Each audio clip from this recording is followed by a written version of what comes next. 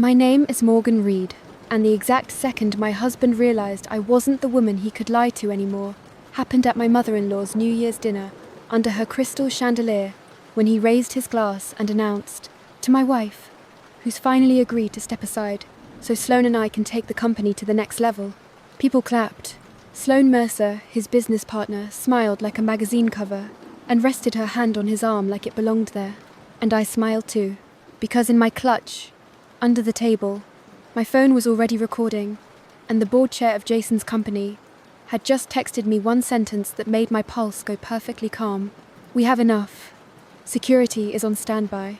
Jason leaned toward me, teeth still showing for the room, and whispered, "Be smart. Don't embarrass yourself tonight." So I lifted my own glass, steady, sweet, and said clearly, for everyone to hear, "Jason, I'm not stepping aside. I'm stepping forward, and you're about to learn what receipts sound like." 2 months earlier, I would have told you my life looked like a clean American success story. 35, Austin, Texas. A small company I built from scratch that actually paid my bills, paid my employees, and still left enough for weekend brunch and overpriced dog toys. A husband who wore tailored suits and talked about strategic partnerships like they were love languages. A kitchen island we argued over when we renovated. Mine had to be marble. His had to be durable, because Jason always cared about appearances and control in equal measure. If you looked at our Christmas card, you'd think we were happy. If you listened to Jason at parties, you'd think we were unstoppable. And if you asked me, I would have said, "We're busy, but good." Because women like me are trained to translate exhaustion into pride. But the truth was this: I built a business. Jason built a narrative. And eventually, he started sleeping with someone who believed his narrative more than she believed in reality. I didn't catch the affair the way people imagine lipstick on a collar, perfume, a secret text popping up at the wrong time. I caught it the way you catch most betrayals in 2026, through patterns. Jason started working late, on Wednesdays, always Wednesdays. Like cheating needed a calendar invite. He started showering the second he got home, even if he just sat at a desk all day. He stopped asking about my company, unless it benefited him. And the biggest change? He stopped looking at me like a partner, and started looking at me like a barrier, like I was something between him and the life he felt entitled to. I'm not naive. I'm a founder. I negotiate contracts with men who think women are decoration. I sit in conference rooms where people talk over me, until I speak like a blade. I know how lies move, how they slip into spaces that are too tired to fight.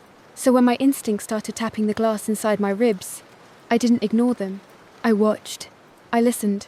And I started keeping receipts. It began with a small thing. Jason left his laptop open on our dining table one Sunday morning.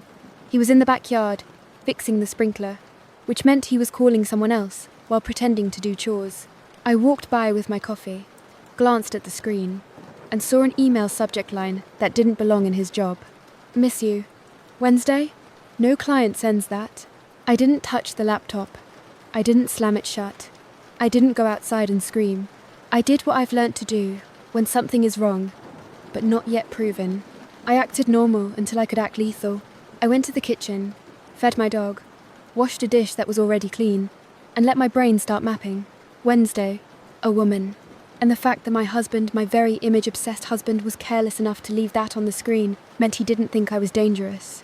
He thought I was the kind of woman who cried in private and forgave in public. I used to be, but my company had burned that out of me. I waited until he came back inside. Damp hair, fake sweat, on his forehead. He kissed my cheek. "You okay? You look quiet." "I'm just thinking about Q1, I said. "You know, stress." He smiled like he loved me, like he admired my ambition. "Yeah," he said.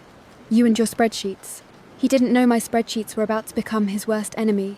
That week, I started paying attention to money. Not because I'm greedy, because I'm disciplined. My company is called Redwood Route, a logistics optimization platform for mid-size retailers. Nothing sexy, nothing flashy, just software that saves companies enough money that they stop caring if the founder has perfect hair. I didn't build Redwood Route with investor handouts and champagne networking parties. I built it with late nights, cold coffee, and the kind of stubbornness you only develop when you've been underestimated your whole life. Jason loved that story. when it made him look like the husband of a boss woman. He loved it less when he realized I owned something he couldn't control. The week after the email, I noticed something strange in our shared finances. A transfer I didn't recognize. $18,000. The memo said, consulting, but I knew Jason's consulting invoices. I knew the clients. I knew the names. This wasn't one of them.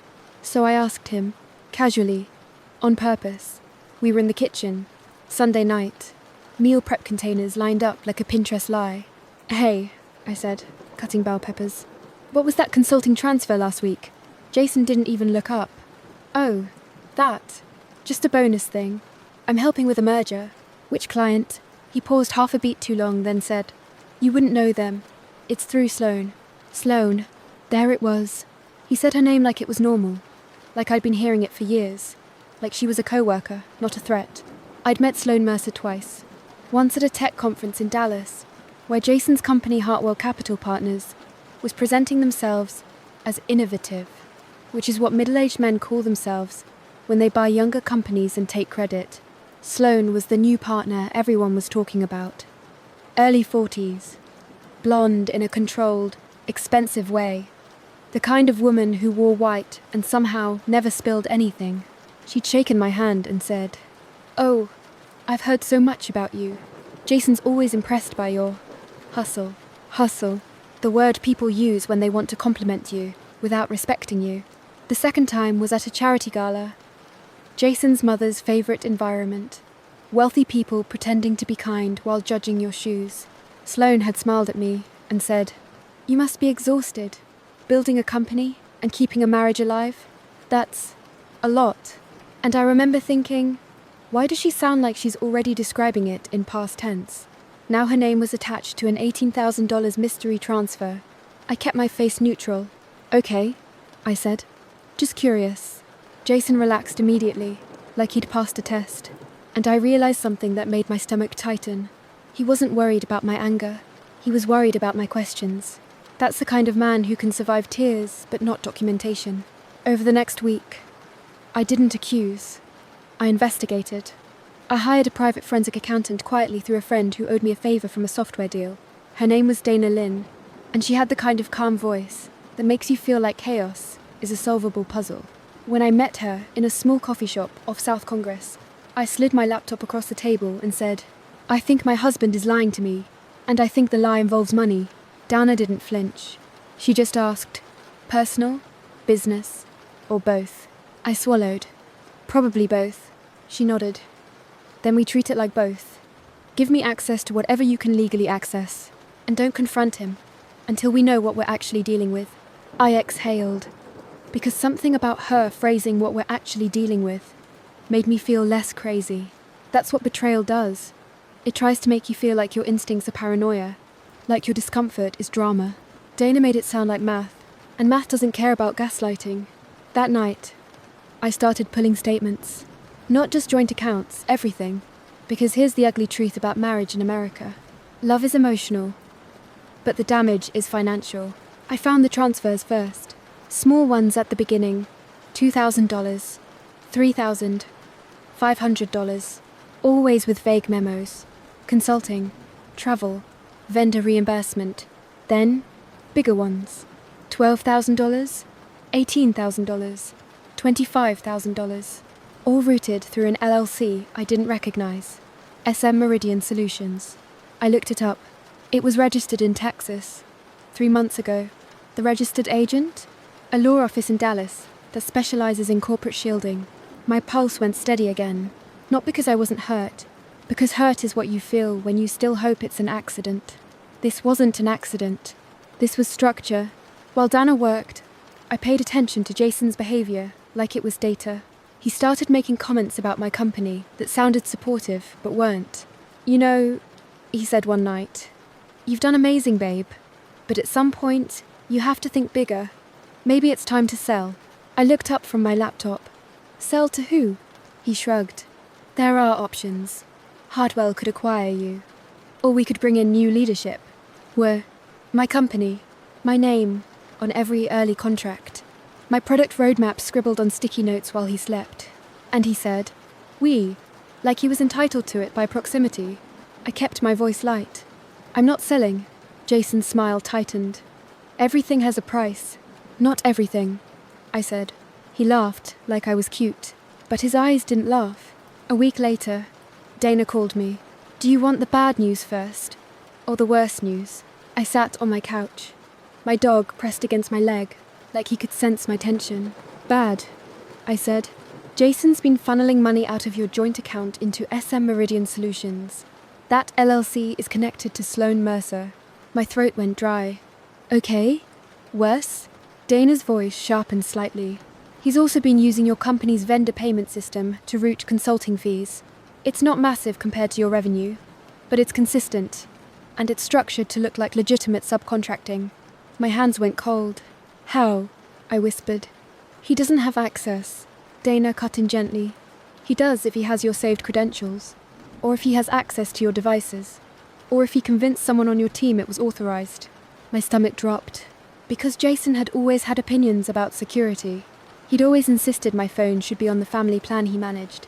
He'd always asked for my passwords, in case of emergencies. He'd always acted like he was being protective. And now I realized protection was just another word for control. I swallowed hard.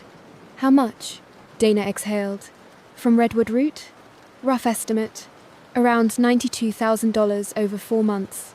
My chest tightened so fast, I had to put my hand over my sternum. $92,000 isn't bankruptcy for my company, but it's not nothing. It's 2 employee salaries. It's product development. It's trust. And the fact that he took it without asking, without even flinching, told me everything about how he saw me, not as a wife, as a resource. Dana continued. There's more. Jason appears to be positioning a narrative that your company is unstable. He's been emailing Hartwell's internal team, suggesting Redwood Route needs strategic guidance and that he can facilitate an acquisition. My mouth opened, but no sound came out. Dana's voice stayed even. Morgan, this isn't just an affair. It's a takeover attempt. There's a moment when your whole marriage rewrites itself in your head. Every late night becomes a meeting. Every "we should merge finances" becomes a trap. Every compliment becomes a cover. I stared at the wall across from me and felt my eyes sting. But the tears didn't fall. Not yet, because something else came first. A clean, quiet fury. I asked Dana, do we have proof? Yes, she said. But you need a lawyer. 2, actually. Family law and business law. And you need to stop giving him time to prepare. That night, Jason came home smelling like hotel soap. He kissed me. He asked about my day. He looked at me like I was a lamp in a room he owned. And I smiled and said, long, but good. Then I went to bed beside him, stared at the ceiling, and made a decision so clear, it felt like a vow. I'm not going to catch him. I'm going to corner him. The next 2 weeks became my secret second job. I hired a divorce attorney first, Marisol Chen, recommended by a founder friend who'd survived a messy split with a manipulative spouse. Marisol didn't waste time with sympathy. She gave me strategy. Do you have a prenup? She asked. Yes, I said. Jason insisted. He said it was smart. Marisol nodded like she'd heard that line 1,000 times. It can still protect you, but we need to move carefully. Asset freezes, temporary orders, and documentation. Lots of it. I swallowed. He's been stealing from my company. Marisol's eyes sharpened. Then we involved the business attorney and potentially law enforcement. But first, we locked down your access and your narrative. The phrase that hit me hardest was your narrative, because that's what Jason was really stealing. Not just money, the story of who I was. The next day, I met with a business attorney, Caleb Stiles, who looked like he'd been born wearing a suit and had the cold patience of someone who enjoys destroying sloppy criminals. He listened to Dana's preliminary report, then said, he's exposed, but we need to make sure you are protected from blowback. I want a full audit trail, and I want your internal access locked down today. So I went into my office, my real office, not the home one Jason wandered through like it belonged to him. And I did something I should have done years ago. I treated my marriage like it wasn't part of my security system. I changed every password. I removed saved credentials. I implemented 2-factor authentication for everything. I met with my finance lead, Tanya, and told her, calmly, we've had unauthorized payments. I need you to run a report and lock any new vendors until I approve them in writing. Tanya's eyes widened. Is this private? I said. But urgent. She nodded immediately, because Tanya is the kind of woman who doesn't need gossip to take something seriously. That night, Jason tried to log into something. I knew because my phone alerted me. Unrecognized login attempt. He didn't say anything. He just got quiet. Then, 2 days later, he said casually over dinner, "Hey, did you change the Wi-Fi password?" I kept chewing. Yeah, it was time. Security. He smiled, but it didn't reach his eyes. Smart, he said. You're getting paranoid lately. Paranoid. Another classic. I put my fork down gently. Jason, if you ever call me paranoid again, make sure you're ready for me to prove you wrong. He blinked, surprised by my tone. I'm kidding. I'm not, I said. Then I went back to eating like my heart wasn't hammering. Because here's the truth. I was scared. Not of losing him, of what he might do when he realized he was losing control. Men like Jason don't panic when they cheat. They panic when you stop being easy to manage. That's why I didn't confront him alone at home. I waited. I built my case. And I chose my battlefield. Jason's mother, Diane Reed, hosts New Year's dinner every year in Dallas, like it's a social obligation handed down by God. Crystal glasses, matching place cards, a champagne toast. She rehearses. She likes to believe her family is polished, successful, and most importantly untouchable. Jason learned his obsession with image at her table, so I decided that's where his image would die. Not with screaming, not with a thrown plate, with proof. A week before New Year's, Jason told me, "Mum wants you there early. She's doing a big toast, and Sloane will be there." I paused mid-email. "Sloane is coming to your mother's dinner?" Jason's face didn't even flinch. "She's like family now. She and I are building something important." My chest tightened, but my voice stayed smooth. "Great," I said. "I can't wait." Jason smiled, relieved. He still thought I was manageable. He still thought my politeness meant weakness. Meanwhile, behind the scenes, Marisol filed for divorce quietly, so the paperwork was ready. Kayla prepared emergency motions to freeze certain accounts. Dana completed her audit and packaged it into a neat, horrifying report. And I reached out to the one person who could end Jason faster than any emotional confrontation. The board chair of Hartwell Capital Partners, Gordon Hale. Gordon wasn't my friend. He wasn't kind, but he loved one thing more than anything: protecting his company from scandal. I requested a confidential meeting under the guise of a vendor partnership concern. When I walked into Hartwell's sleek glass office in downtown Austin, I felt like I was walking into the place where men like Jason worship power. Gordon looked me up and down like I was a line item. "You have 10 minutes, he said. I slid Dana's report across the table. "Jason Reed is funneling money to a shell company connected to Sloane Mercer," I said. "He's also been routing payments through my company's systems and positioning an acquisition attempt based on misinformation he's manufacturing." Gordon's face didn't change, but his eyes sharpened. "That's a serious accusation," he said. "It's not an accusation," I replied. "It's documentation. Receipts. Dates. Account numbers." I watched his hand as he flipped pages. The room went quiet in the way it does when a powerful man realizes the problem isn't hypothetical. After 2 minutes, Gordon looked up and said, "Why are you bringing this to me instead of the police?" I held his gaze. "Because you're about to be dragged into it, whether you like it or not. I'm giving you the chance to handle it cleanly, quietly, professionally." Gordon exhaled slowly. "Do you have proof of the affair?" he asked. I blinked once. Yes. He nodded like that mattered, not because he cared about marriage, but because it proved motive. He tapped the report. "Leave this with me." "I will," I said. "But understand this. I'm not negotiating my company. I'm protecting it. And I will go public if Jason tries to smear me." Gordon's mouth tightened. "We don't like public." "Neither do I said. "But I like theft less." He stared at me for a long moment, then said, "We'll investigate immediately." When I left that office, my knees felt weak, not because I doubted myself, because I realized I was officially at war with the man I once trusted with my life. And war makes you lonely. New Year's Eve arrived cold and bright in Dallas. The kind of Texas winter where the air is sharp but the sun still makes you squint. Jason and I drove to his mother's house in silence. He kept checking his phone, smiling at it sometimes. I didn't ask who. I already knew. Diane's house looked like a catalogue cover. White lights wrapped around perfectly trimmed hedges. Wreaths that probably cost more than my first car. A driveway lined with luxury SUVs. Inside, the scent of cinnamon and expensive candles hit me immediately. Diane swooped in, wearing a red dress and pearls like she was starring in her own movie. "Morgan," she sang, kissing the air near my cheek. "You look lovely." "Jason, sweetheart Sloane's already here." Sloane, already here, in my mother-in-law's home, like she belonged. I walked into the living room and found her by the fireplace, laughing with Diane like they'd been best friends for years.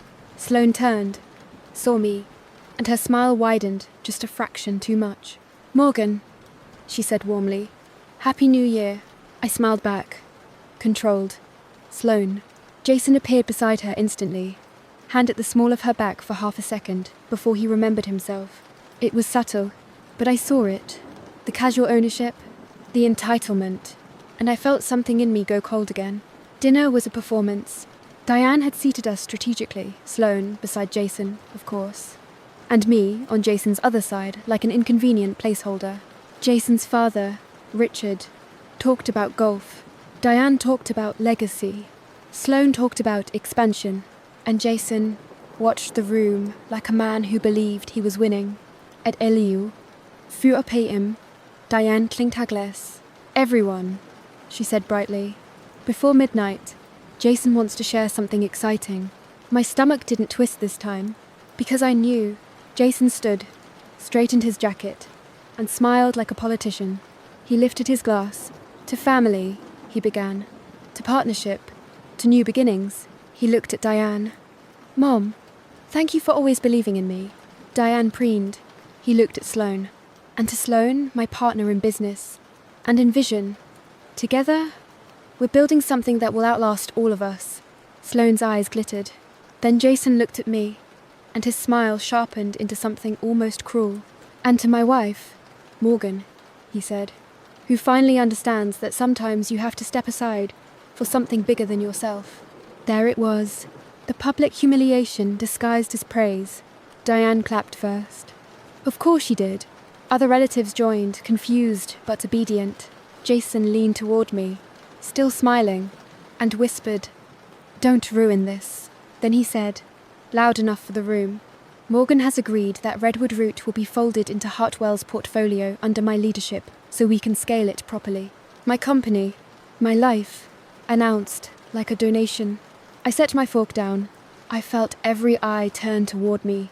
The relatives, the friends, the people Diane invited for the audience. Sloane's hand rested lightly on Jason's arm, like she was holding a prize. Jason's eyes dared me to behave. So I stood, and I smiled. "Thank you, Jason," I said sweetly. That was such a confident speech. Jason relaxed slightly, like he thought he'd won. Then I lifted my phone. "I actually have a toast too," I said. "To clarity." Diane's smile faltered.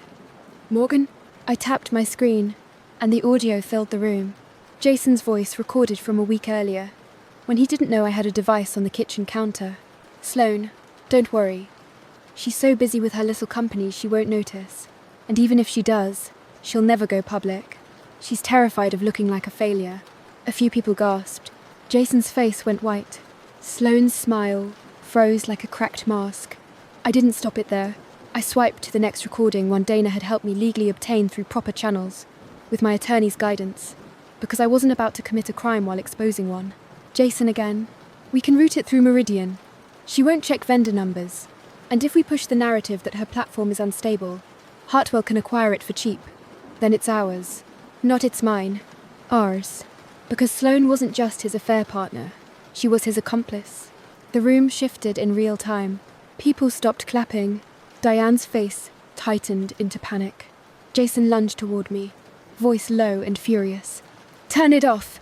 I stepped back, still smiling. "Oh, I will," I said. After the final part, I looked toward the doorway, because that's when the front door opened, and a man in a dark suit stepped in with calm authority. Not police in flashing lights. Security. Corporate. Controlled. Gordon Hale followed him. Yes, Gordon Hale Hartwell's board chair walked into Diane Reed's living room like a storm in expensive shoes. Diane's mouth dropped open. What is this? Gordon didn't look at her. He looked at Jason. Jason Reed, he said evenly. You're suspended effective immediately. You'll surrender your devices and leave this property. Jason blinked like his brain couldn't compute consequences. You can't, he began. Gordon's eyes didn't move. We can. And we are. Jason's voice rose.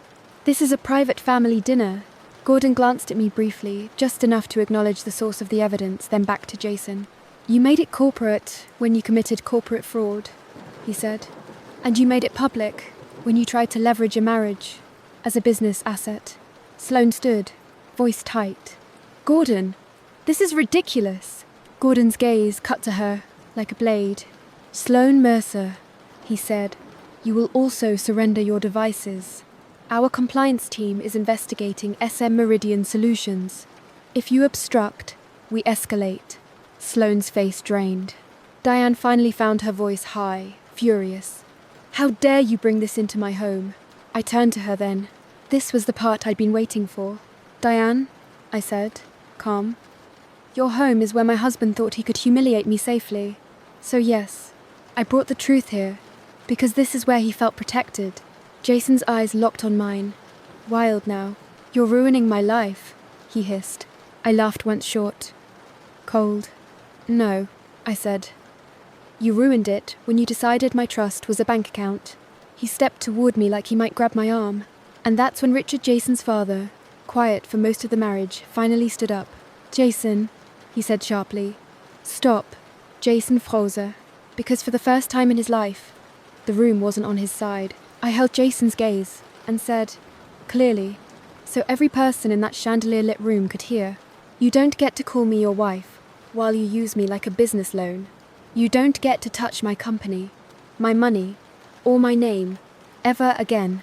Jason's voice cracked. Morgan, please, don't, I said, and my voice didn't shake. You don't get to switch into pleading mode, just because the audience changed. Sloane's eyes flashed with hatred. You planned this. I smiled at her. No, Sloane, you planned this. I just read the plan you left all over the paper trail. Jason took a step back, chest heaving. Diane looked at me like I was a disease. You're being vindictive. She spat. I tilted my head. Vindictive is what you call a woman when she refuses to be stolen from politely. Gordon nodded to security. Mr. Reed, the security lead, said calmly, please come with us. Jason's eyes stayed on me as they guided him toward the door. He tried one last line, the one men like him always try when they realize control is gone. This will destroy you too, he said. People will think you couldn't keep your marriage together. I walked closer, just enough that he could hear me without the room. Jason, I whispered. I didn't lose a husband. I removed a parasite. His face twitched. Then he was escorted out through his mother's front door, while her guests stared like they'd just watched a magic trick turn into a crime documentary. The clock hit midnight, while the room was still frozen in shock. No cheers, no kisses, just the quiet sound of consequences arriving. And in that silence, Diane finally understood that her chandelier couldn't protect her son from facts. I didn't stay long after that, because revenge isn't a party, it's closure.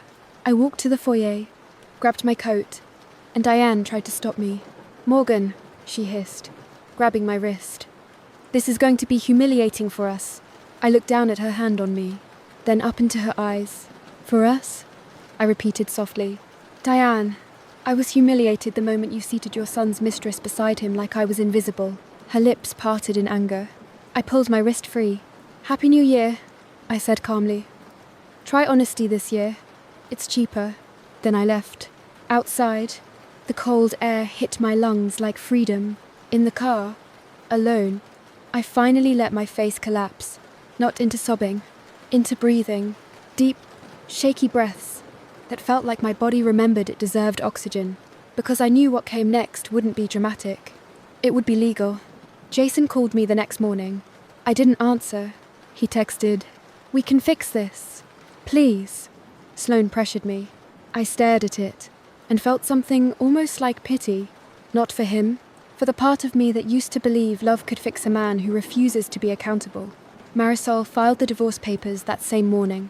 Caleb filed for emergency financial protections. Dana forwarded the full audit to Hartwell's legal team and at my direction to the appropriate authorities for the theft connected to my company. Jason's accounts were frozen within 48 hours. The narrative he tried to build, that I was unstable, emotional, dramatic, collapsed under documentation. Because it's hard to call a woman irrational when she has timestamps. A week later, Jason showed up at my office. Not in a suit, in jeans, no tie, like he thought, casual, would make him look human again. Tanya buzzed me. "There's a man here asking for you. He says he's your husband." I stared at my screen, pulse steady. "Tell him I'm in a meeting," I said. "And if he doesn't leave, call security." 5 minutes later, Jason texted, "You're really doing this? After everything, as if everything meant the life I built while he drained it." That night, he tried again at my house. I saw him through the Ring camera, standing on my porch, like he belonged there. I opened the door, but I didn't step outside. I kept the frame between us like a boundary made of wood and choice. Jason's eyes were red. "Morgan, please, just talk to me." I folded my arms. "Talk." His voice broke. "I made mistakes. Mistakes of forgetting an anniversary," I said. "You committed a strategy." He flinched. "Sloane manipulated me." I laughed softly. "Jason, you're a grown man with an MBA. Don't insult me by pretending you were hypnotized." He swallowed hard. "I loved you." I stared at him. And this was the hardest part, not the anger, not the revenge, the grief. Because some part of him might have loved me in his own twisted way. But love without respect is just possession. "If you loved me," I said quietly, "you wouldn't have tried to sell my life like it was yours." Jason's jaw tightened. "You're enjoying this?" I shook my head. "No, I'm surviving it." He stepped closer. "If you go through with this, you'll regret it." My voice stayed calm. "The only thing I regret is the years I spent translating your selfishness into stress." Jason's eyes flashed. "You think you're so perfect." I leaned slightly forward. "No, I think I'm done being your shield." His hands curled into fists. "You're going to destroy me." I held his gaze, unblinking. "You destroyed yourself," I said. "I just stopped helping you hide it." For a long moment, he looked like he wanted to say something cruel. Then he said, almost childlike, "Where am I supposed to go?" I exhaled. "Jason, that's not my problem anymore." His face fell, and in that moment, I saw the truth. He wasn't devastated because he lost me. He was devastated because he lost the role I played. Protector, cover, resource. I closed the door gently, locked it, and walked back into my quiet house like I was reclaiming it. Over the next month, the fallout became public, not through gossip, but through business channels.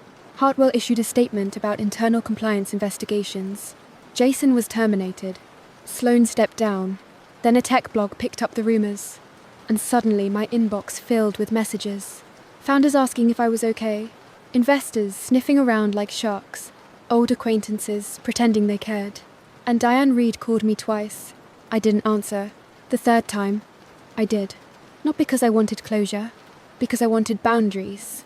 Diane's voice was sharp immediately. "You're proud of yourself." I held the phone away from my ear for a second, then brought it back. "What do you want, Diane?" she hissed. "Jason is devastated." "He should be," I said. Her breath hitched. "You could have handled this privately." I laughed, quiet, humorless. "Diane, your son tried to steal my company and humiliate me publicly. You don't get to request privacy now," she snapped. "You're ruining his future," I said, calmly. "He ruined mine first." A pause. Then her voice went lower, meaner. "No man will want you after this. Men don't marry women who destroy their husbands." I felt my chest tighten, then relax. Because hearing it so clearly, her worldview, made me realize how much I'd been tolerating. "Diane," I said softly, "if a man is scared of me because I won't tolerate theft, that's not a loss. That's a filter." She sputtered. "You're arrogant." "No," I said. "I'm free." Then I hung up. The divorce moved faster than Jason expected because of the prenup he insisted on. It protected my company as separate property. It also had a clause about infidelity. Jason thought contracts were armor. He forgot they cut both ways. In mediation, he tried to charm the room. He wore his reasonable face. He talked about miscommunication and pressure. Marisol let him speak. Then she slid a folder across the table and said, "This is forensic documentation of unauthorized transfers from my client's company. We're not discussing feelings. We're discussing restitution and legal exposure." Jason's lawyer went pale. Jason's face tightened. And for the first time, Jason looked at me with something that resembled fear. Not because he loved me, because he realized I could actually hurt him, where it mattered. His reputation. He leaned toward me in the hallway during a break and hissed, "You're going to regret this." I looked at him and said, quietly, "Jason, the only regret I have is that I ever thought you deserved access to my life." He stared, then muttered, "You'll be alone." I smiled. I'd rather be alone than owned. That was the last personal sentence I ever gave him. Everything after that went through attorneys. Jason ended up agreeing to a settlement that included restitution payments for the money taken from Redwood Root, a signed statement preventing him from publicly disparaging my company, no claim to my business assets, and a quiet, humiliating exit from the life he thought he was entitled to. Sloane tried to contact me once, through a mutual acquaintance. She wanted to clear the air. I didn't respond, because air doesn't need clearing when the truth already suffocated the lie. By spring, Redwood Root had recovered the stolen money through a mix of restitution and legal recovery. We tightened controls. We grew anyway, and in the strangest twist, the scandal that could have destroyed me became proof that I wasn't a founder to play with. Clients respected me more. Investors listened harder. Women in my industry started messaging me privately saying, "How did you stay calm?" The answer was simple. I wasn't calm. I was disciplined. There's a difference. The real ending, the part people don't put on social media, was quiet. One evening, months later, I sat on my back patio in Austin with a glass of iced tea, my dog at my feet, and a sky so wide it felt like permission. My phone buzzed. A text from an unknown number. "It's Jason. I just wanted to say, you were right." I stared at it. Then I blocked the number. Not because I was bitter, because closure doesn't come from the person who hurt you. Closure comes from choosing yourself even when you feel the bruise. I went inside, locked my door, and slept like a woman who finally stopped carrying someone else's chaos. And when New Year's came around again, I didn't go to Diane Reed's house.